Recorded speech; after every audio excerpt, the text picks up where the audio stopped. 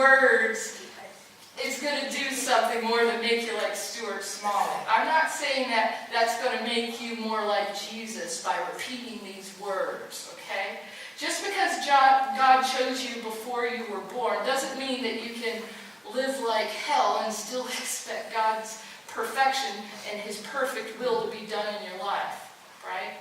Scripture and history are full of people who may have had mantras like that, but they tragically didn't strive for holiness as God calls us to strive for it.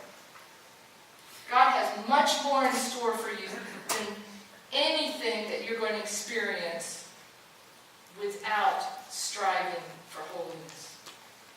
He can't stop short. You can't stop with just the words. The answer isn't just in positive thinking, right? But they do help you. You start with that. They're a starting place, but you can't leave it with just the Stuart Smalley side of things. Do you understand what I'm saying? It's a start. But there's unlimited power in those words. You can live into them. Seek God's power as you profess those words to use to then move into His holiness and sanctification in your life. It's not just stopping with words. You know, are you spending too much time assessing other people's assessment of you? It's easy to do. Realize that God is the only one with any lasting reward to give you. And His approval is the only one that you desperately need. Rest in the fact that you already have it. In full measure. In full measure. Because the work of His perfection, the work of His perfect Son, secured your acceptance the moment you placed your faith in Him.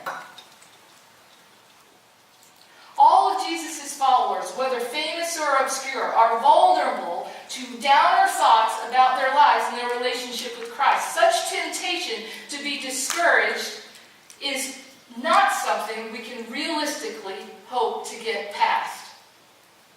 We're always going to have that temptation. But we can defy the inertia, if you will, of discouragement. When the enemy is trying to discourage us, he's hoping we'll stop trusting God's plan.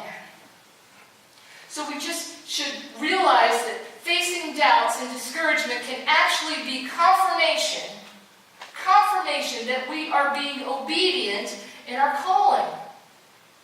Because otherwise, why would the enemy try to deter us? Think about it. When there's a gap between our expectations and reality, we have to trust that God is still working out His plans.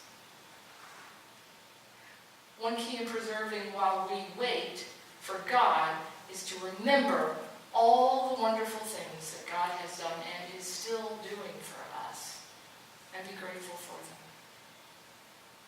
The second major lie that assaults our mind is trying to convince us that we should be scared about what can happen to us in life.